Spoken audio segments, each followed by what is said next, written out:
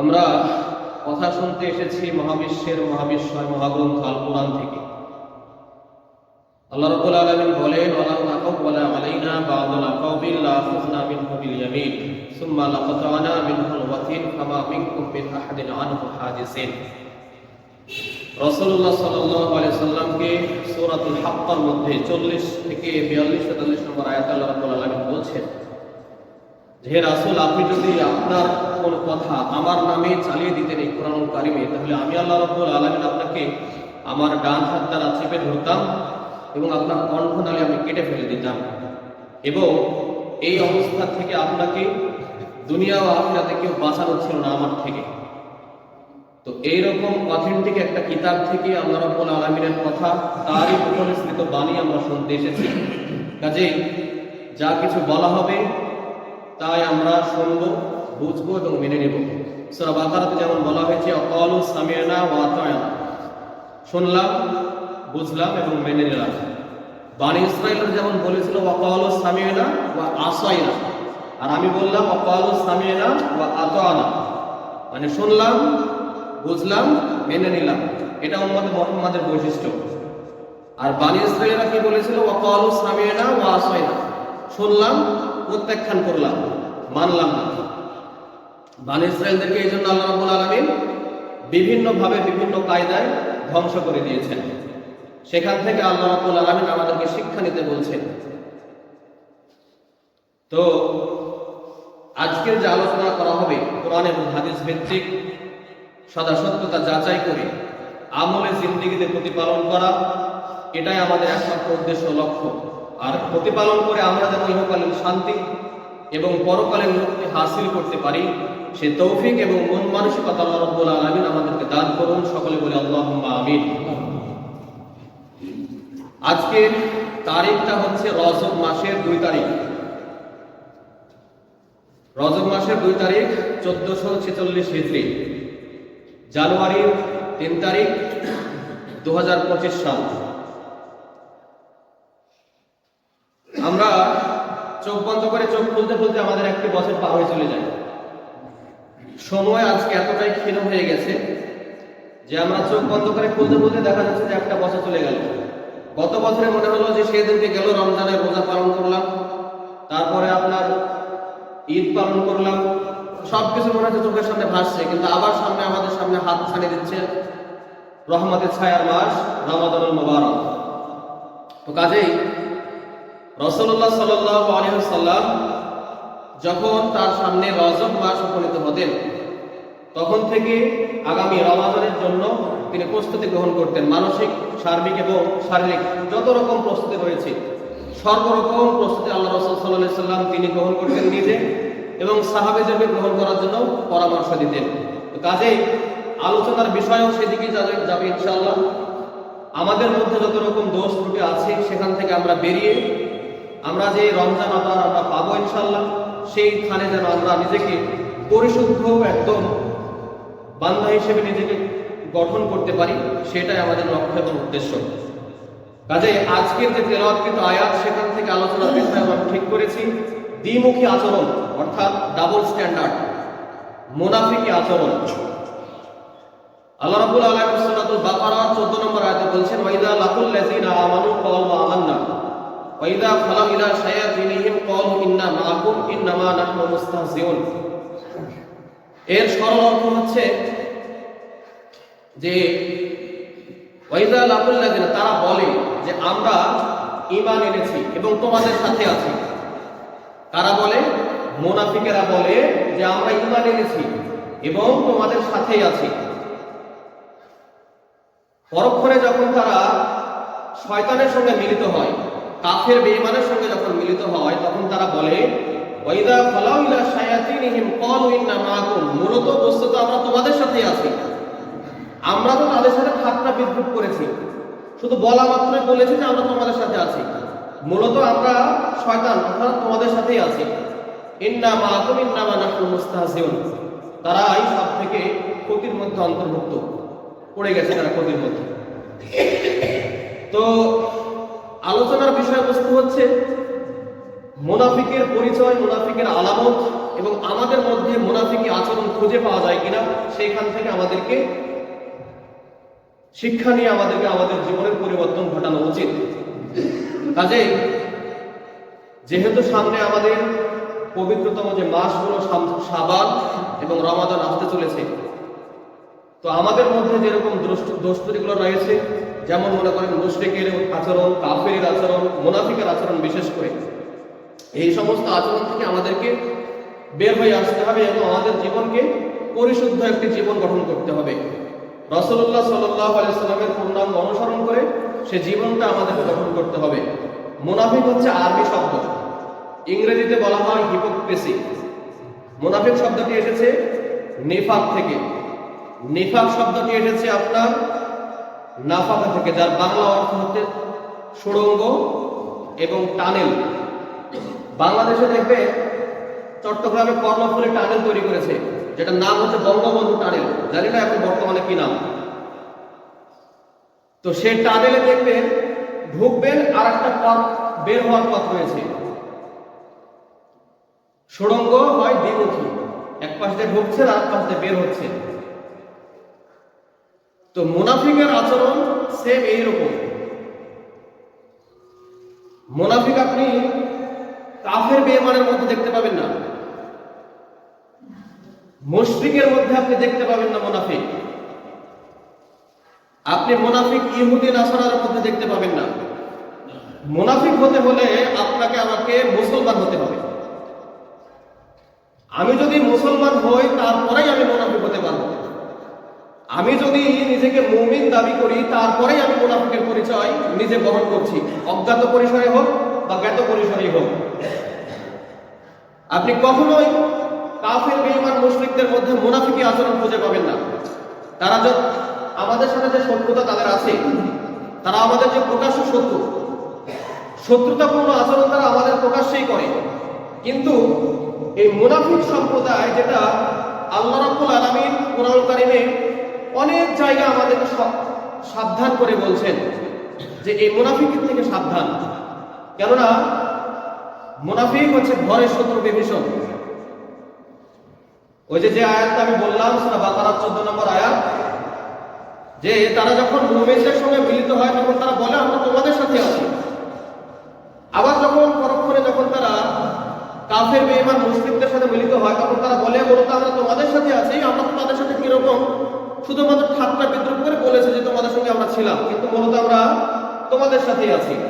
তো এইটা হচ্ছে দ্বিমুখী আচরণ। মুনাফিকদের পরিচয় কি? তারা আমাদের সাথে নামাজ পড়ে, আমাদের সাথে রোজা রাখে, তারা হজও পালন করে। মুনাফিকদের সর্দার বলা হয়, সবকিছুরই সর্দার রয়েছে। আপনার মুখের পিতা আবু জাহেলকে বলা হয়, মুনাফিকের নেতা বা পিতা বলা হয় আব্দুল্লাহ ইবনে উবাইকে। ইসলামের ইতিহাসে আব্দুল্লাহ ইবনে উবাই অর্থাৎ মুনাফিকের আত্মপ্রকাশ ঘটে মাদানী জীবনে। রাসূলুল্লাহ সাল্লাল্লাহু আলাইহি সাল্লামের মাদানী জীবনে মুনাফিকের আত্মপ্রকাশ ঘটে। ইসলামের ইতিহাস থেকে এটা জানা যায়। রাসূলুল্লাহ সাল্লাল্লাহু আলাইহি সাল্লামের মাক্কি জীবনের 13 বছরে কখনো কোনোদিন কোনো মুনাফিকের আচরণ খুঁজে পাওয়া যায় না। কেননা মাক্কি জীবন ছিল অনেক কঠোর, অনেক কষ্টের একটি জীবন। সেখানে নিজেকে মুসলিম পরিচয় দেওয়া ছিল যে নিজের জীবনের জন্য ঝুঁকিপূর্ণ। কাজেই সেখানে মুনাফিকের আচরণ খুঁজে পাওয়া যায় না। যখন রাসূলুল্লাহ সাল্লাল্লাহু আলাইহি সাল্লাম হিজরত করে মদিনায় চলে গেলেন এবং বদরের যুদ্ধ সংঘটিত হওয়ার পর থেকে আপনার মুনাফিকি আচরণগুলো প্রতিস্ফুটিত হতে থাকলো। মূলত উহুদ যুদ্ধ থেকে যখন রাসূলুল্লাহ সাল্লাল্লাহু আলাইহি সাল্লাম যুদ্ধের দিকে আগাচ্ছিলেন, আব্দুল্লাহ ইবনে উবাই তার নেতৃত্বাধীন যে 300 জন সৈন্যকে নিয়ে যুদ্ধের ময়দান হতে পলায়ন করেছিলেন। সেইখান থেকে মূলত প্রকাশ্যভাবে আপনার মুনাফিকের আত্মপ্রকাশ ঘটে। এই মুনাফিককে আল্লাহ রাব্বুল আলামিন সবথেকে বেশি ঘৃণা করেছেন, যেটা ইহুদিদের মধ্যে নেই, যেটা কাফিরদের মধ্যে নেই, যেটা মুশরিকদের মধ্যে নেই। আল্লাহ রাব্বুল আলামিন বলছেন ইন্নাল মুনাফিকিনা ফিদ দারকিল আসফালি মিনান নার, সূরাতুন নিসার 145 নম্বর আয়াতে আপনি পাবেন। এখানে আল্লাহ রাব্বুল আলামিন বলছেন নিশ্চয়ই তোমরা জেনে রাখো মুনাফিকেরা সবথেকে জাহান্নামের নিম্ন স্তরে নিকৃষ্ট জায়গায় থাকবে। আর ওয়ালান তাজিদা লাহুম নাসীরা, তাদের জন্য তোমরা কখনোই কোথাও কোনো সাহায্যকারী পাবে না।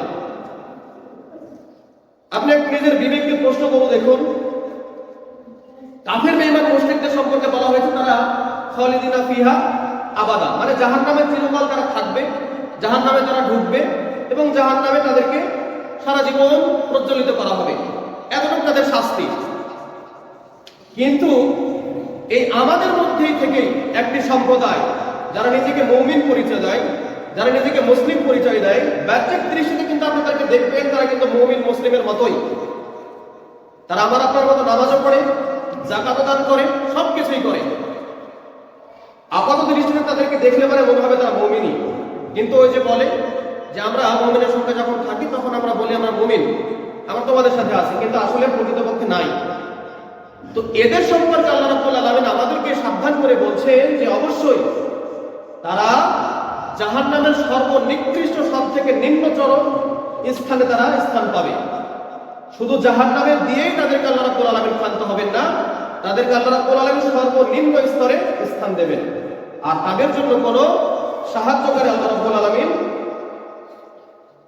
দুনিয়ার জীবনেও নাই, আখিরাতের জীবনেও আমরা পাবো না। তাদেরকে যখন আমাদের মধ্য হতে যারা নিজের চরিত্র আমরা মিলাতে সক্ষম হব, যে কথাগুলো আজকে বলা হবে আপনারা আমরা অবশ্যই নিজের চরিত্রের সঙ্গে মেলাবো। আমরা বনী ইসরাঈলের মতো আচরণ করবো না, আমরা বলবো না ওয়াকালু সামি'না ওয়া আসাইনা, শুনলাম এবং প্রত্যাখ্যান করলাম, এটা আমাদের আচরণ নয়। আমরা উম্মত মুহাম্মাদী, আমরা সব থেকে উত্তম উম্মত। আমাদের সম্মান মর্যাদা পৃথিবীর বুকে আখিরাতের ময়দানেও সব থেকে বেশি হবে। কাজেই আমাদের আচরণ হবে, আমাদের জন্য উচিত হবে ওয়াকালু সামি'না ওয়া আতা'না, এইটা বলে ঘোষণা দেওয়া যে আমরা শুনলাম আল্লাহ রাব্বুল আলামিনের নিদর্শন সমূহ, আমরা শুনলাম আল্লাহ রাব্বুল আলামিনের আয়াত সমূহ এবং বুঝলাম, তারপরে আমরা আমাদের জীবনে মেনে নিলাম। তো মুনাফিকদের সম্পর্কে যখন তাদের সামনে যখন আল্লাহ রাব্বুল আলামিনের আয়াত তেলাওয়াত করা হয়, তাদেরকে ডাকা হয়, তখন তারা বলে, তারা তখন আল্লাহ রাব্বুল আলামিনের আয়াতের দিকে, আলোচনার দিকে আসতে ইতস্তত বোধ করে। আপনি দেখবেন এখানে কিন্তু প্রত্যেকদিন জুমার নামাজের জন্য জুমার আগে আপনার নির্দিষ্ট একটি সময় ধরে আলোচনা করা হয়। আলোচনাগুলো করা হয় আমার আপনার কল্যাণের জন্যই। তো আমি যখন তাদেরকে ডাকবো আলোচনার জন্য, নিজের জীবনের উন্নতি সাধন ঘটানোর জন্য, তখন আমরা যারা মুনাফিক রয়েছি, মুসলিম নামধারী, মুমিন নামধারী, তারা আমরা ইতস্তত বোধ করবো। যে কোনো সাতালতা ধরে আমরা বলবো যে আমাদের আসতে দেরি হয়ে যায়, আমরা বলবো যে আমাদের গোসল করতে দেরি হয়ে গেছে, রেডি হতে দেরি হয়ে গেছে, এসে মাত্র মনে করেন 2 রাকাত নামাজ পড়ে আবার যে কোনো ভাবে বিদায় দিতে পারলেই হয়। সূরা নিসার 141 নম্বর আয়াতে আল্লাহ রাব্বুল আলামিন বলছেন ওয়াইদা কামু ইলাস সালাতি কামু কুসালা, মানে এত সুন্দর করে আল্লাহ রাব্বুল আলামিন বর্ণনা দিচ্ছেন। আমি উদ্দেশ্য আমার এই যে আমাদের মধ্য থেকে সর্বপ্রকার নিফাকি দূর হতে হবে। নিফাকি অর্থাৎ মুনাফিকি আচরণ যদি আমাদের মধ্যে থেকে যায়, তাহলে আমি আপনি হাজার কান্নাকাটি করে, কাবার গিলাফ ধরে কান্নাকাটি করেও আমি আপনি জান্নাত পাবো না। যদি আব্দুল্লাহ ইবনে উবাই পাই তাহলে আমিও পাবো। কারণ সূরা তাওবার 80 নম্বর আয়াতে আল্লাহ রাব্বুল আলামিন বলছেন ইস্তাগফির লাহুম আও লা তাস্তাগফির লাহুম ইন তাস্তাগফির লাহুম 70 মাররাতান ফালা ইয়াগফিরুল্লাহু লাহুম। যখন আব্দুল্লাহ ইবনে উবাই এই যে মুনাফিকি যে আদর্শগুলা সে তার জীবনে যখন সংগঠিত করলো, মৃত্যু শয্যায় যখন সে শায়িত, তখন তার ছেলের নাম ছিল হাবাব। রাসূলুল্লাহ সাল্লাল্লাহু আলাইহি ওয়াসাল্লামের কাছে এসে তিনি বললেন যে আপনার কাছে আমার আকাঙ্ক্ষা, আপনি আমার পিতার জানাজা পড়ান এবং তার জন্য আপনি দোয়া করুন, আপনার জামাটা আমার পিতার জন্য দিন, আমি তার জন্য কাফনের কাপড় এটা করব।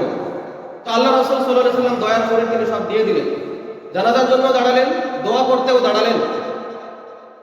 এখানে একটি শিক্ষা আছে, ওমর রাদিয়াল্লাহু তাআলা আনহু রাসূলুল্লাহ সাল্লাল্লাহু আলাইহি ওয়াসাল্লামকে নিষেধ করেছিলেন। ওমর রাদিয়াল্লাহু তাআলা আনহু সম্পর্কে, ওমর রাদিয়াল্লাহু তাআলা আনহুর ইজতিহাদ সম্পর্কে আল্লাহ রাব্বুল আলামিন তার পক্ষে 17টি আয়াত, পক্ষান্তরে মতান্তরে আরো একটি বেশি আয়াত আল্লাহ রাব্বুল আলামিন কোরআন কারীমে নাযিল করেছেন। তার মধ্যে এটি একটি সূরা তাওবার 80 নম্বর আয়াত ইস্তাগফির লাহুম আল্লাহ তাস্তাগফির লাহুম। আল্লাহ রাসূল সাল্লাল্লাহু আলাইহি ওয়াসাল্লামকে আল্লাহ রাব্বুল আলামিন বলছেন, হে নবী, আপনি যদি তার জন্য কিয়ামত পর্যন্ত দোয়া করেন, অর্থাৎ 70 বারেরও অধিক দোয়া করেন এই মুনাফিক সম্প্রদায়ের জন্য, বিশেষ করে তখন আব্দুল্লাহ ইবনে উবাইয়ের জন্য, তাহলে আমি আল্লাহ রাব্বুল আলামিন তাদেরকে কিয়ামত পর্যন্ত ক্ষমা করব না। এখন ক্ষমা যদি আল্লাহ রাব্বুল আলামিন আমাকে আপনাকে অর্থাৎ মুনাফিককে না করে, তাহলে আমাদের মধ্যে যদি এরকম নিফাকি আচরণ থেকে যায় যে আমরাও নিজেকে মুমিন মুসলিম দাবি করছি, কিন্তু আল্লাহ রাব্বুল আলামিনের আয়াতসমূহ নিদর্শনসমূহ যখন আমার আপনার সামনে তেলাওয়াত করা হয়, আলোচনা করা হয়, আপনাকে যখন আল্লাহ রাব্বুল আলামিনের দিকে ডাকা হয়, যেটা আল্লাহ রাব্বুল আলামিন দিয়েছেন, রাসূলুল্লাহ সাল্লাল্লাহু আলাইহি ওয়াসাল্লাম যেটা দিয়েছেন, গ্রহণ করতে বলেছেন, ওমা আতাকুমুর রাসূলু ফাখুযু ওয়া মা নাহাকুম আনহু ফান্তাহু, আমি আল্লাহ রাসূল সাল্লাল্লাহু আলাইহি ওয়াসাল্লাম তোমাদেরকে যা দিয়েছি সেটা একদম একনিষ্ঠভাবে আঁকড়ে ধরো, সেটা থেকে একটু বেশিও করো না, একটু কমও করো না। আমরা যারা এটা থেকে বেশি করার চেষ্টা করছি এবং কম করার চেষ্টা করছি, তাদেরকে আল্লাহ রাব্বুল আলামিন এই মুনাফিকের পরিচয় দিয়ে বলছেন যে ইন্নাল মুনাফিকিনা ফিদ দারকিল আসফালি মিনান নার, তাদেরকে সেদিনও ক্ষমা করা হয়নি, পক্ষান্তরে আগামীতেও কখনো ক্ষমা করা হবে না। কাজেই মুনাফিকের পরিণাম খুবই ভয়াবহ। এখন মুনাফিকের যে পরিচয়, মুনাফিকের যে আলামতগুলো রয়েছে, সেগুলো সম্পর্কে আমরা একটু আলোকপাত করি। কারণ আমাদের সমাজে সবাই আমরা আপাত দৃষ্টিতে মুসলিম, কেননা আমাদের নাম মনে করেন যে শহীদুল ইসলাম, আমাদের নাম মনে করেন মনিরুল ইসলাম, আমাদের নাম মনে করেন আব্দুর রহমান, আব্দুল্লাহ, একদম ইসলাম কেন্দ্রিক আমাদের নাম। তারপরে ছোটবেলায় বাবা মা আমাদেরকে ধরে সুন্নাতে খাতনা করে দিয়েছেন, এই ক্ষেত্রে আমরা মুসলমান। তারপরে বিয়ে বাড়িতে যে কোনো খানা অনুষ্ঠানে আমরা গরুর মাংস দিয়ে ভাত খাই, এক্ষেত্রে আমরা মুসলমান। তো আপাত দৃষ্টিতে আমরা আসলেই মুসলমান, বাহ্যিক দৃষ্টির দিক থেকে আমরা আসলে নিজেকে মুসলমান বলে দাবি করছি। কিন্তু আমার আপনার সামনে যখন আল্লাহ রাব্বুল আলামিনের নিদর্শন সমূহ কথাবার্তাগুলো যখন বলা হয়, সেগুলোকে আমরা তুচ্ছ তাচ্ছিল্য করে, ঠাট্টা বিদ্রুপ করে, হাসি তামাশা খেলতা ভাষা করে আমরা বানিয়ে নিয়েছি। কাজে আমাকে আপনাকে আমার মধ্য থেকে নিফাকে দূর করতে হবে। মদিনার রাষ্ট্রে সেই সময় মুনাফিকের সংখ্যা ছিল হাতে গোনা কয়েকজন, অর্থাৎ রাসূলুল্লাহ সাল্লাল্লাহু আলাইহি ওয়াসাল্লামের মৃত্যুর পূর্বে, ইন্তেকালের পূর্বে তিনি হুযায়ফা ইবনুল ইয়ামান, এই আলোচনাটা আপনি পাবেন সিরাত ইবনে হিশাম ৩য় নম্বর খণ্ডে। এখানে বলা হয়েছে ওই সময় মদিনা রাষ্ট্রে মুনাফিকের সংখ্যা ছিল হাতে গোনা, যেগুলোর নাম আল্লাহ রাসূল সাল্লাল্লাহু আলাইহি ওয়াসাল্লাম জানতেন। সেই সময় সংখ্যা ছিল 370 জন। 300 জন ছিলেন মুনাফিক এবং 300 জন ছিলেন পুরুষ মুনাফিক এবং 70 জন ছিলেন নারী মুনাফিক। তো এই নাম এবং সংখ্যাগুলো রাসূলুল্লাহ সাল্লাল্লাহু আলাইহি ওয়াসাল্লাম হুযায়ফা ইবনুল ইয়ামানকে জানিয়ে গিয়েছিলেন। এখান থেকে একটি শিক্ষা আমি বের করার চেষ্টা করছি। ওমর রাদিয়াল্লাহু তাআলা আনহুর একটি ঘটনা এখানে আছে। ওমর রাদিয়াল্লাহু তাআলা আনহু হুযায়ফা ইবনুল ইয়ামানকে জিজ্ঞাসা করতেন, মাঝে মধ্যে গিয়ে জিজ্ঞাসা করতেন, হুযায়ফা, তোমাকে তো আল্লাহ রাসূল সাল্লাল্লাহু আলাইহি ওয়াসাল্লাম বলে গেছেন যে মুনাফিকের নাম এবং সংখ্যা, তো ওর মাঝে একটু আমার নামটা আছে নাকি একটু খুঁজে দেখো তো। কথাটা আমি বললাম হয়তো খুবই সোজা কথা, কিন্তু কথাটা কিন্তু ওয়েট কতটুকু আপনি একটু চিন্তা করেন। যাকে আল্লাহ রাব্বুল আলামিন অর্ধ পৃথিবীর খলিফা বানিয়েছিলেন, যাকে রাসূলুল্লাহ সাল্লাল্লাহু আলাইহি ওয়াসাল্লাম বলেছেন লা নাবিয়্যা বাদা, কিন্তু আমার পরে কোনো নবী নেই, আমার পরে কোনো রাসূল নেই, যদি এটা আসার সুযোগ থাকতো তাহলে উমর রাদিয়াল্লাহু তাআলা আনহু নবী হয়ে যেতেন, কারণ তার মধ্যে সর্বপ্রকার যোগ্যতা আল্লাহ রাব্বুল আলামিন দিয়েছিলেন। এই মানুষটি গিয়ে আরেকটি তার কি গুণ রয়েছে, তিনি ছিলেন আশারে মুবাশশারা, মানে জান্নাতের সুসংবাদপ্রাপ্ত 10 জন সাহাবী যে দুনিয়াতে আল্লাহ রাব্বুল আলামিন দিয়েছেন, তার মধ্যে তিনি একজন। এই মানুষটি গিয়ে হুযায়ফা ইবনুল ইয়ামানকে জিজ্ঞাসা করছেন যে আমার নাম আছে নাকি দেখো তো ওই মুনাফিকের লিস্টের মধ্যে। আপনি এখন নিজের বিবেককে প্রশ্ন করেন, কোন মানুষটি গিয়ে তাকে প্রশ্ন করছেন যে আমার নাম রয়েছে কিনা এই লিস্টের মধ্যে। আমি এখান থেকে শিক্ষা বের করার চেষ্টা করছি যে আমরা দিনে রাতে আমরা নামাজ পড়ছি কত আমরা কবে কোরআন পড়েছি, কোরআনের একটু আয়াতের অর্থ করেছি, এটা আমরা ভুলে গেছি। ছোটবেলায় যে আপনি বাচ্চাদেরকে পাঠাচ্ছেন কোরআন কারীম শিক্ষা করার জন্য, তারা যখন একটু আপনার সাবালক বয়সে উপনীত হচ্ছে, বিড়ি সিগারেট খাওয়া যখন শিখছে, তখন থেকে তার জীবনে মনে করেন কোরআন কারীমের আর কোনো গন্ধ নিশানা কিচ্ছু নাই। তারপরে মনে করেন বিয়ে শাদী করার পরে তার জীবনে যখন সে পরিচালিত করছে, তখন থেকে ইচ্ছা মতো নিজের প্রবৃত্তি অনুসরণে নিজের জীবন মনে করেন পরিচালনা করছে। তাহলে আমার আপনার মধ্যে এই চিন্তা কখনো কি এসেছে যে আমার মধ্যে কি কখনো নিফাকি আশ্রয় নিয়েছে? আমি কি আসলে মুমিন, খাঁটি মুমিন, নাকি আমি মুনাফিক? আমি উমর রাদিয়াল্লাহু তাআলা আনহু থেকে এই শিক্ষাটা বের করার চেষ্টা করলাম যে আমাদের চিন্তাধারা অবশ্যই হওয়া উচিত যে আমি আসলে প্রকৃত মুমিন কিনা। আমার সামনে যখন কথাগুলো বলা হয়, রাসূলুল্লাহ সাল্লাল্লাহু আলাইহি ওয়াসাল্লামের অনুসরণের কথা বলা হয়, রাসূল সাল্লাল্লাহু আলাইহি ওয়াসাল্লামকে একমাত্র একনিষ্ঠ নেতা হিসেবে মানার কথা বলা হয়, তখন আমি আপনি উপেক্ষা করে বলে চলে যাই যে না, আমার নেতা অনেক রয়েছে। কাজে আমাকে আপনাকে এখান থেকে অবশ্যই শিক্ষা নিতে হবে আমার মধ্যে নিফাকি আছে কিনা, আমার মধ্যে মুনাফিকের যে আলামতগুলো রয়েছে সেগুলো বাসা বেঁধেছে কিনা, সেগুলো সম্পর্কে আমাদেরকে অবশ্যই চিন্তা করতে হবে। এখন মুনাফিকের আলামত সম্পর্কে রাসূলুল্লাহ সাল্লাল্লাহু আলাইহি ওয়াসাল্লাম হাদিস থেকে জানা যায়, আব্দুল্লাহ ইবনে আমর রাদিয়াল্লাহু তাআলা আনহু বর্ণিত, তিনি বলেন, চারটি স্বভাব যার ভিতর দেখা দেবে, যার ভিতর পাওয়া যাবে, সে মুনাফিক। আর এই চারটি স্বভাবের মধ্যে যে কোনো একটি স্বভাব যার মধ্যে দেখা দেবে, তার মধ্যে মুনাফিকের স্বভাব, নিফাকির স্বভাব দেখা দিয়েছে, সে যেন সেগুলো পরিত্যাগ করার চেষ্টা করে। এক নম্বরে রয়েছে মিথ্যা কথা বলা, যখন কথা বলে তখন মিথ্যা কথা বলে। দুই নম্বরে রয়েছে ওয়াদা করে ভঙ্গ করে। তিন নম্বরে রয়েছে আমানতের খেয়ানত করে। চার নম্বরে রয়েছে আপনার যখন ঝগড়া বিবাদ, যে কোনো তর্কের ক্ষেত্রে আপনার যে কোনো তর্কে লিপ্ত হয়, তখন তারা অশ্লীল গালিগালাজ করে। তো এই সমস্ত চারটি যে আলামতের কথা আমি বললাম, আমাদেরকে এখান থেকে নিজের সঙ্গে মেলাতে হবে। গতানুগতিক শুধু কথা শুনতে এসেছি এতটুকুই নয়, নিজেকে মুসলিম মুমিন দাবি করছি, আসলে আমি মুসলিম কিনা, আসলে আমি মুমিন কিনা, সেটা নিজেকে আমাকে প্রশ্ন করতে হবে। হাদিসটি আপনি পাবেন বুখারী শরীফের 2459 নম্বর হাদিসে। এখন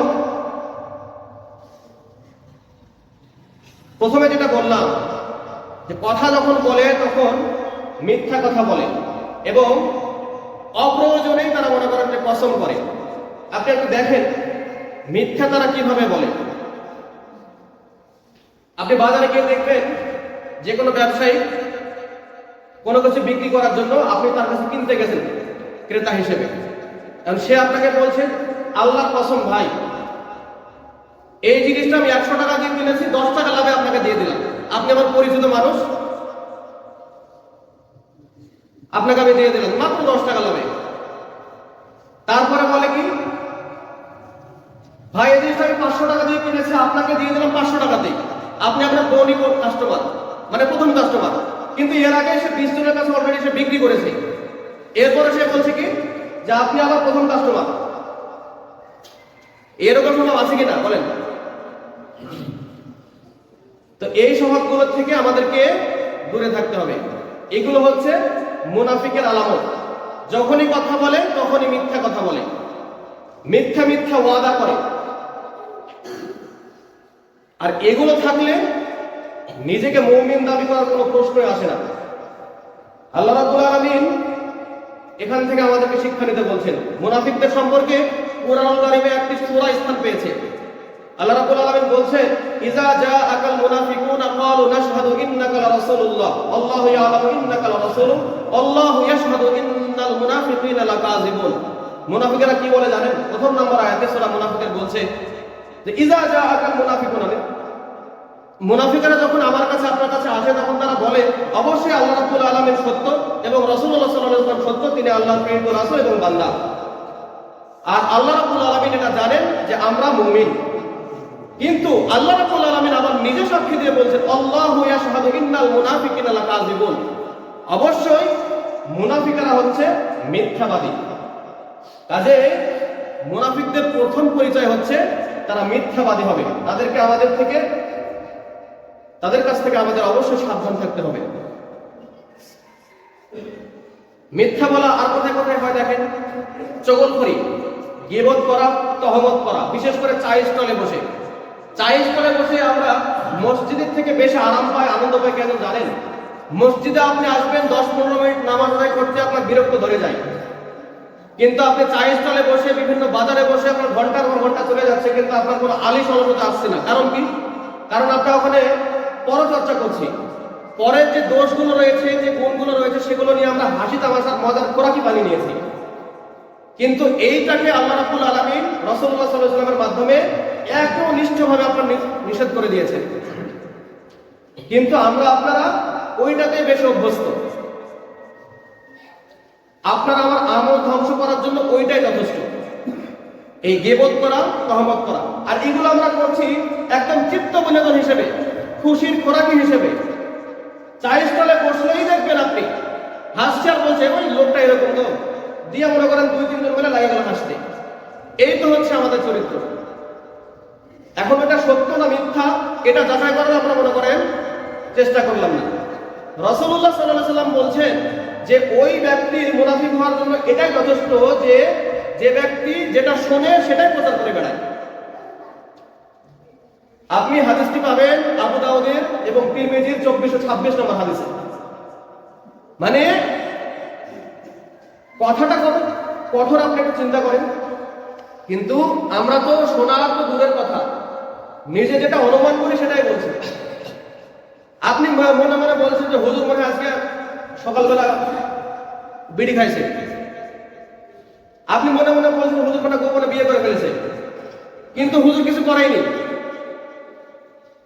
আপনি মনে মনে বলছেন যে মসজিদের সেক্রেটারি সাহেব মনে করেন, সভাপতি সাহেব মনে করেন বোধহয় মসজিদের যে ফান্ড আছে সেখান থেকে টাকা মেরে খেয়ে নিয়েছে। আর এটা নিয়ে আপনি চাইছিলেন বসে গল্প করছেন। আপনি ভাবছেন, আপনি বলছেন যে ওইখানকার কমিটিরা এই টাকা পয়সা আত্মসাৎ করে সব কিছু খেয়ে নিজের আপনার আধার বোঝাচ্ছে। কিন্তু এইটা যাচাই করা উচিত ছিল, আপনার সুন্দরভাবে একদম একনিষ্ঠ বিচার করা উচিত ছিল, কিন্তু আমি এটা করছি না। রাসূল সাল্লাল্লাহু আলাইহি ওয়াসাল্লাম বলছেন যে ব্যক্তি লোক হাসানোর জন্য মিথ্যা কথা বলে সেই ব্যক্তি ধ্বংস হোক, ধ্বংস হোক, ধ্বংস হোক। আমরা নিজেদের চরিত্র আজকে এইখানে মিলিয়ে ফেলেছি। সমাজে আপনি খুঁজলে দেখতে পাবেন এরকম অনেক মানুষ পাওয়া যায় যে মানুষকে হাসানোর জন্য সে মিথ্যার আশ্রয় অহরহ নিচ্ছে। আর একটা মিথ্যা বললে পরে হাজারো মিথ্যা কথা বলতে হয়। কারণ কি?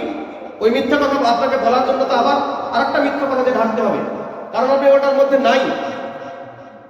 আপনি বলছেন যে আপনি বলছেন যে ভাই ঢাকা গেছিলাম, আমি ওটা দেখে আসলাম, কিন্তু আপনি জীবনে ঢাকায় যাননি। এখন ঢাকার মতিঝিলের শাপলা চত্বরে কি আছে আপনি দেখেছেন, এখান থেকে বলে কিভাবে বলতে পারবেন? কিন্তু আপনি বলছেন আমি গেছিলাম, দেখেছি, আপনি বর্ণনা দিচ্ছেন। তো এরকম ভাবে আপনি তহমত করছেন, গীবত করছেন, চগলখড়ি করছেন, এগুলো হচ্ছে মুনাফিকের আলামত। 2 নম্বরে কি মুনাফিকের আলামত? ওয়াদা করলে ভঙ্গ করে। ওয়াদা করলে ভঙ্গ করে কিভাবে? আপনি মনে করেন কারো কাছ থেকে 7 দিনের জন্য 500 টাকা ধার নিলেন। এখন 7 দিনের জন্য 500 টাকা ধার নেওয়ার পরে, এখন যেহেতু ডিজিটাল যুগ, ডিজিটাল ভাবে বোঝায়, আপনি আপনার কোনো বন্ধু থেকে হয়তো তার বাড়ি মনে করেন রাজশাহী শহরে আর আপনার বাড়ি সুষ্টিপাড়া গ্রামে, আপনি তার থেকে বিকাশের মাধ্যমে 2000 টাকা ধার নিয়ে নিয়েছেন।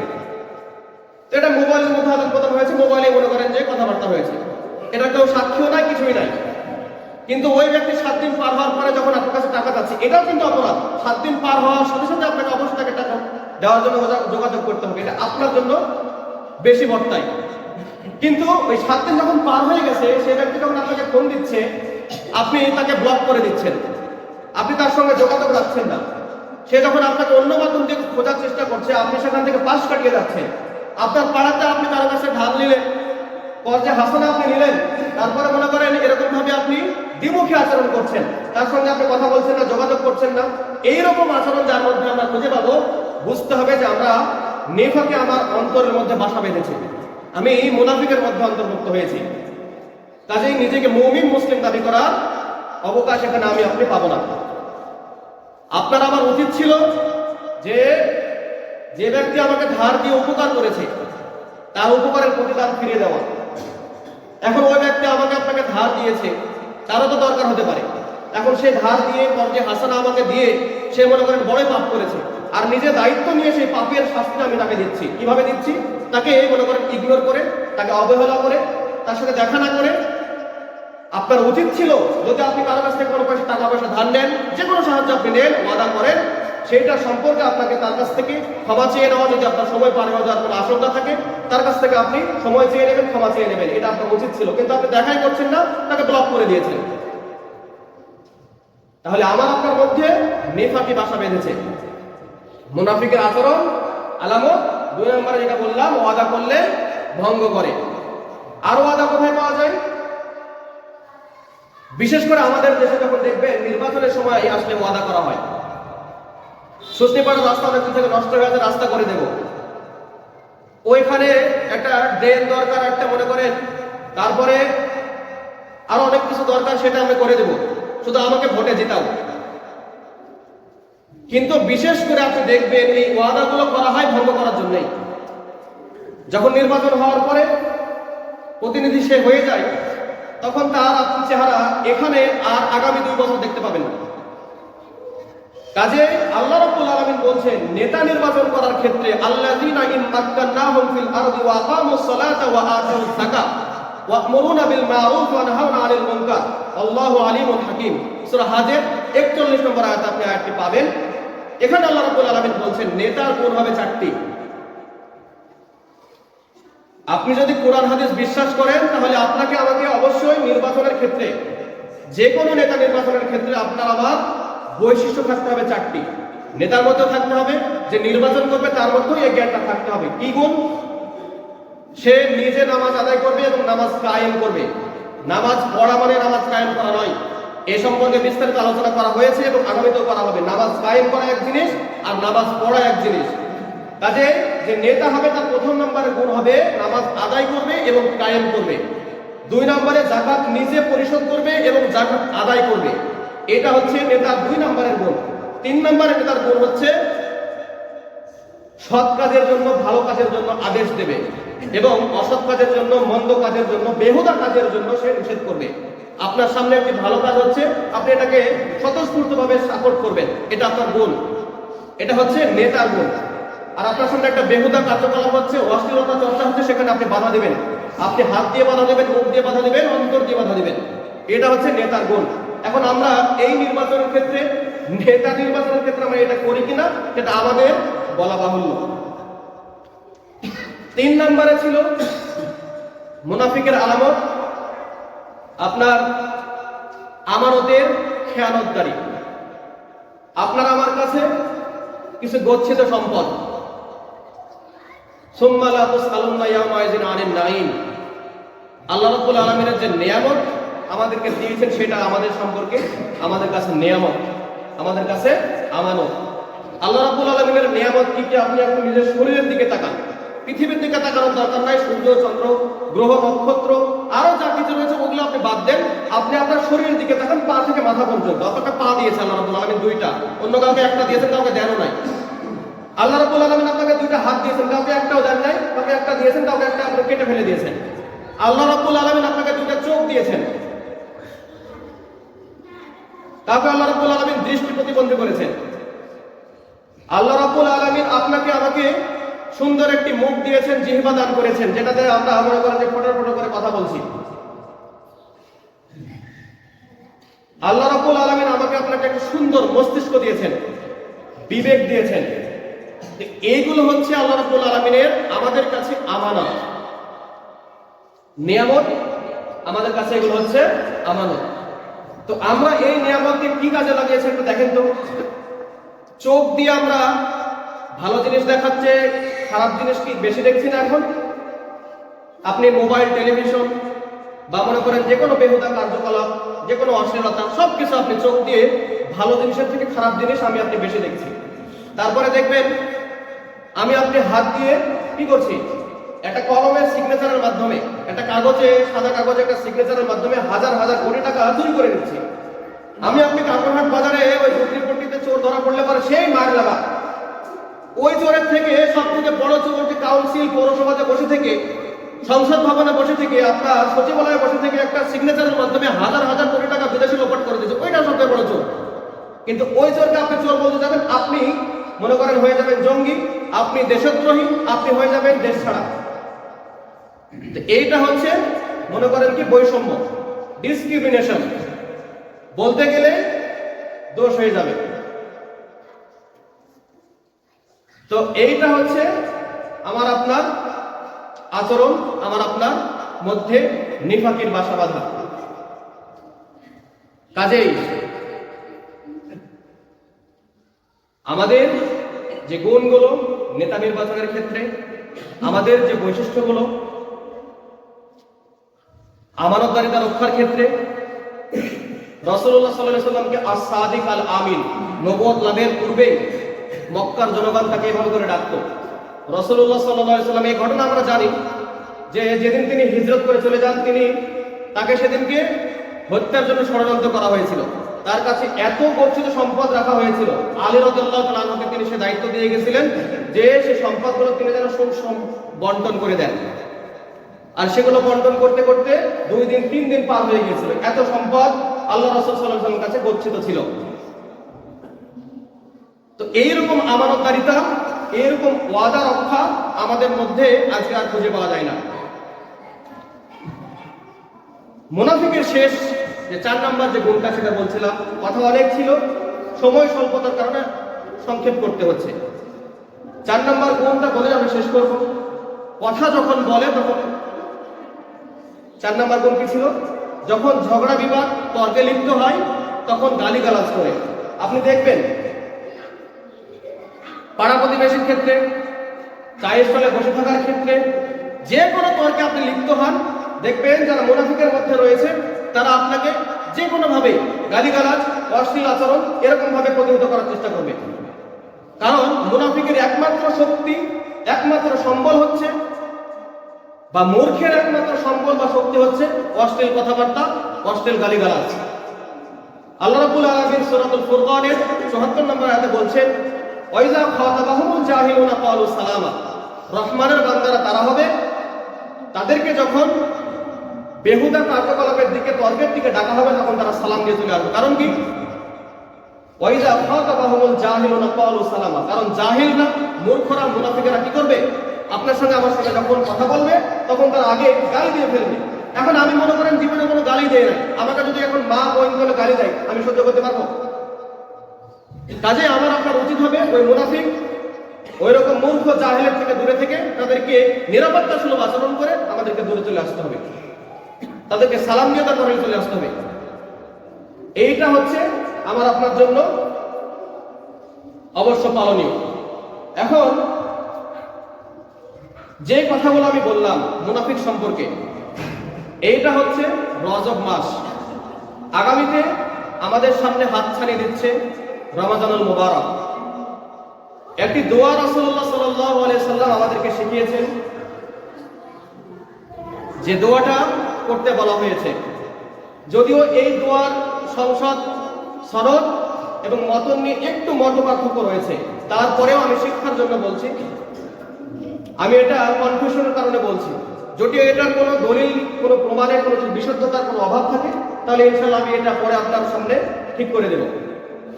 রাসূলুল্লাহ সাল্লাল্লাহু আলাইহি ওয়াসাল্লাম বলছেন, আল্লাহুম্মা বারিক লানা ফি রজব ওয়া শাবান ওয়া বাল্লিগনা রমাদান। এই দোয়ার অর্থ হচ্ছে, আল্লাহ রাব্বুল আলামিন আপনি আমাকে রজব মাসের বরকত, শাবান মাসের বরকত আমাকে দান করুন, এবং রমাজানুল মুবারকে আমাদেরকে পৌঁছানোর হায়াতে তাইয়্যিবা দান করুন। কাজে আমাদের সামনে যেহেতু রমজানুল মুবারক হাতছানি দিচ্ছে, এটা রজব মাস পড়ে গিয়েছে আজকে 2 তারিখ। আমাদের কাছ থেকে এখন উচিত হবে আমাদের মধ্যে যত রকম নেফাকি, যত রকম চগলখড়ি, গীবতের যে অভ্যাস, আমাদের মধ্যে যে মনে করেন তহমতের যে অভ্যাস, এই অভ্যাসগুলো দূরে রেখে আমাদেরকে চলে আসতে হবে। এখন আমাদের এখানে বিভিন্ন বয়সের আপনি লোকজন পাবেন, একদম কচিকাচা থেকে বয়োবৃদ্ধ অনেক লোকজন আপনি পাবেন। আমরা যারা নিজেকে মুসলিম মুমিন দাবি করছি, আপনি দেখবেন যার মনে করেন যে 50 বছর বয়স, 10 বছর বয়সের পর থেকে সে রোজা করছে, তো রমজান মাস আসে আমাদেরকে পরিবর্তন করার জন্য। রাসূলুল্লাহ সাল্লাল্লাহু আলাইহি ওয়াসাল্লাম বলছেন ওই হাদিসে কি, যে ব্যক্তি রমজান মাস পেল এবং নিজের গুনাহ রাশি ক্ষমা করে নিতে পারলো না, সে ব্যক্তি ধ্বংস হোক। এখান থেকে শিক্ষা পাওয়া যায় যে রমজান মাস আসে আমাদেরকে পরিবর্তন সাধনের জন্য। তো আমি আপনি নিজেকে মুসলিম মুমিন দাবি করছি, 40 বছর বয়স আমি পেয়েছি এ পর্যন্ত। আমি তো মনে করেন যে 30 বছর থেকে রোজা করছি, কিন্তু 30 বছর থেকে রোজা করার পরেও আমার আপনার মুখের ভাষা এখনো নগণ্য রকম খারাপ নিকৃষ্ট ভাষা, কথা বললেই গালি বের হয়। আমি আপনি মুখ খুললে বিড়ির গন্ধ পাওয়া যায়, গুলের গন্ধ পাওয়া যায়, তামাকের গন্ধ পাওয়া যায়। আমি আপনি কথা বললেই গীবত করি, আমি আপনি কথা বললেই তহমত করি, চগল করে কথাবার্তা বলি। তো এইরকম আচরণ যদি আমার আপনার কিয়ামত পর্যন্ত থেকে যায়, আমি আপনার জীবনে, আপনার জীবনে যদি আপনি হাজারো বার রমজান মাস আপনি পান আর নিজের জীবনের পরিবর্তন যদি ঘটাতে না পারেন, তাহলে আপনার আমার জন্য রমজান এসে কোনো উপকারী করতে পারেনি। কাজেই আমাদেরকে এখান থেকে এখনই প্রস্তুতি গ্রহণ করতে হবে। আজকের যে আলোচনার বিষয় ছিল দ্বিমুখী আচরণ, অর্থাৎ ডাবল স্ট্যান্ডার্ড। মানে হয় আপনাকে নিজেকে পরিচয় দিতে হবে পরিপূর্ণ মুসলিম মুমিন, না হলে আপনাকে ওই মুনাফিকের সর্দারের সাথে জাহান্নামের নিকৃষ্টতম স্থানে থাকতে হবে। সালাতের বিষয়ে যে কথাটি বলছিলাম, ওয়াইদা কামু ইলা সালাতি কামু কুসালা, মুনাফিকদের কিন্তু নামাজ আলাদা। খেয়াল করবেন, যারা মানুষ দেখানো নামাজের জন্য আসে, রাসূলুল্লাহ সাল্লাল্লাহু আলাইহি ওয়াসাল্লাম বলছেন হাদিসে যে দুইটা নামাজ রয়েছে যে নামাজটা মুনাফিকদের জন্য খুবই কষ্টকর। একটা হচ্ছে এশার সালাত আর একটা হচ্ছে ফজরের সালাত। তো এখান থেকে আমি আপনি একটু নিজের সঙ্গে মেলাই যে আমাদের জন্য কাদের জন্য এই নামাজগুলো কষ্টকর, তাহলে আমি আপনি বুঝতে পারবো যে আমি আমার মধ্যে নিফাকি রয়েছে নাকি আমি পরিপূর্ণ মুমিন। আল্লাহ রাব্বুল আলামিন আমাদেরকে পরিপূর্ণ মুমিন হওয়ার সচেষ্ট হওয়ার তৌফিক দান করুন, সকলে বলে আল্লাহুম্মা আমিন। মুনাফিকদের নামাজ হচ্ছে ওয়াইদা কামু ইলা সালাতি কামু কুসালা, মানে তারা যখন নামাজে দাঁড়ায় শৈথল্যতার সাথে দাঁড়ায়। তারা যখন নামাজে দাঁড়ায় তখন অলসতা ভরে দাঁড়ায়। তারা যখন নামাজে দাঁড়ায় মনে করেন যে গাহাত চুলকাচ্ছে, লুঙ্গি একটা মুঠা আছে আর একটা মুঠা বাঁধতেছে, তারপরে মনে করেন যে আরো কত কি রয়েছে, এগুলো আচরণ করতেছে। তো এগুলো হচ্ছে মুনাফিকের নামাজ, লোক দেখানো নামাজ। এগুলো নামাজ থেকে আমাদেরকে আল্লাহ রাব্বুল আলামিন বিরত রাখুন, সকলে বলে আল্লাহুম্মা আমিন। মুনাফিকদের আরেকটি আচরণ হচ্ছে সাবসেগমেন্ট আমি করেছি, সেটা হচ্ছে কোরআন হাদিস থেকে তারা দান করতে চায় না। মুনাফিকরা কি করতে চায় না? দান করতে চায় না। রাসূলুল্লাহ সাল্লাল্লাহু আলাইহি সাল্লাম বলছেন যে দান হচ্ছে ইবাদতের জগতে একটি ভিন্ন ধর্মীয় ইবাদত। আপনার আগামীকালকে ঘটিত একটি বিপদ, ওই বিপদ থেকে আল্লাহ রাব্বুল আলামিন বলছেন যে এই দান এবং সাদাকা আপনাকে ওই বিপদ থেকে, একদম নিশ্চিত ঘটিত বিপদ থেকে আপনাকে রক্ষা করে দিতে পারে। আপনি কালকে এক জায়গাতে মনে করেন অ্যাক্সিডেন্ট করে মারা যাবেন, অ্যাক্সিডেন্ট করবেন বা বিভিন্ন ক্ষয়ক্ষতি আপনার হতে পারে। আগামীকালকে আপনার বাড়িতে ডাকাত পড়বে, বিভিন্ন ক্ষয়ক্ষতি আপনার শারীরিক হোক মানসিক হোক যে কোনো ক্ষতি আপনার ঘটতে যাচ্ছে, কিন্তু আপনি ঘটে হচ্ছে আপনার জীবনে, কিন্তু আপনি সাদাকা করলেন, দান করলেন, সেখান থেকে আল্লাহ রাব্বুল আলামিন একবারে ঘটিত বিপদ থেকে আপনাকে রক্ষা করবেন। কিন্তু আমাদের মধ্যে এই দান করার প্রবণতা আজকে খুঁজে পাওয়া যায় না। কারণ কি? আমাদের মধ্যে নিফাকি ভাষা বেঁধেছে। এখন আপনি দান করবেন কোথায়? আল্লাহ রাব্বুল আলামিন যে জায়গাগুলো নির্ধারিত করেছেন, আপনি আল্লাহর রাস্তায় দান করতে পারেন। মসজিদ মাদ্রাসা রয়েছে, দাস মুক্তির জন্য রয়েছে, মুসাফিরের ক্ষেত্রে আপনি দান করতে পারবেন। এখন দান করলে আপনি কি পাবেন? দেখেন, আমরা সময় একটু পার হয়ে গেছে, একটু সময় চেয়ে নিচ্ছি আমি। দান করলে আপনি কি পাবেন একটু দেখেন তো। আমরা অনেক সময় শুনতে দেখেছি, মাওলানা সাহেবেরা বলেন, আলেম সাহেবেরা বলেন যে দান করলে উহুদ পাহাড় সমান আপনি নেকি পাবেন। আপনি একটু চিন্তা করেন, তা আমি গেছিলাম উমরা করে এসেছি আল্লাহর রহমতে, ছোট মানুষ হিসেবে তাও। তো উহুদ পাহাড়টা আমার নিজের চোখে দেখার সুযোগ হয়েছে। উহুদ পাহাড়, আপনি 10 টাকা আজকে জমা দিয়ে ওই কোর্টেতে দান করছেন, তো এই দানটাকে আল্লাহ রাব্বুল আলামিন ওই উহুদ পাহাড়ের সমান করে ওই কিয়ামতের ময়দানে আপনার হাতে ফেরত দেবেন। তো উহুদ পাহাড়টার একটু বর্ণনা দেই। উহুদ পাহাড়টার দৈর্ঘ্য হচ্ছে 8 কিলোমিটার। কয় কিলোমিটার? 8 কিলোমিটার। আর প্রস্থে হচ্ছে, মানে আপনার উঁচুতে হচ্ছে 3600 ফুট। তাহলে আপনি একটু চিন্তা করেন তো, এখান থেকে রাজাবাড়ি পর্যন্ত হচ্ছে 10 কিলোমিটার। তো এতখানি প্রস্থে আপনার দৈর্ঘ্য লম্বা হচ্ছে উহুদ পাহাড়। ওই পাহাড়ের সমান যদি আল্লাহ রাব্বুল আলামিন আপনাকে নেকি দেয় এই 10 টাকা দানের বিনিময়ে, তাহলে আমি আপনি কেন এটা আপনার হতাশাগ্রস্ত হবে বলেন তো? তো আপনাদের কাছে আমার আহ্বান, আমরা যারা এই জুমার মসজিদে বিশেষ করে আসি, আমি তো মনে করেছিলাম আপনাদের মসজিদে হয়তো এই জুমার দিনে অন্তত পক্ষে 2-3 হাজার টাকা ইনকাম হয়ে যায়, দান উঠে যায়, কিন্তু কই দেখছি, খেয়াল করে দেখছেন না, হাজারও খুঁজে না। এটা কেন? অবশ্যই আপনারা পকেটে হাত দেন। এখন পকেটে হাত দিতে বলে দেখছি যে আপনারা সবাই গেঞ্জি পরে এসেছেন, পাঞ্জাবিও নাই, আবার মনে করেন যে শার্টও পরে আসলে পকেটও নাই। হুজুর বলবে যে হুজুর আমি তো পকেটে নিয়ে আসি, টাকা কোথায় পাবো? তো এরকম আচরণ করা যাবে না। আমাদেরকে অবশ্যই দানের দিকে অগ্রসর হতে হবে। দান যারা করতে চায় না তারা তার অন্তরে নেফাকি বাসা বেঁধেছে। আল্লাহ রাব্বুল আলামিন আমাদেরকে দান করার জন্য সচেষ্ট হাত কবুল করুন, সকলে বলে আল্লাহুম্মা আমিন। আল্লাহ রাব্বুল আলামিন আমাদেরকে সমস্ত রকম নেফাকির থেকে, মুনাফিক আচরণ থেকে বাঁচিয়ে রেখে, আল্লাহ রাব্বুল আলামিন সমস্ত প্রকার অশ্লীলতা গর্হিত কাজ থেকে বাঁচিয়ে রেখে আল্লাহ রাব্বুল আলামিন আমাদেরকে পরিপূর্ণ মুমিন হিসেবে কবুল করুন, সকলে বলে আল্লাহুম্মা আমিন। বারাকাল্লাহু লানা ওয়া লাকুম ফিল কুরআনিল আযীম ওয়া নাফা'না ওয়া লাকুম।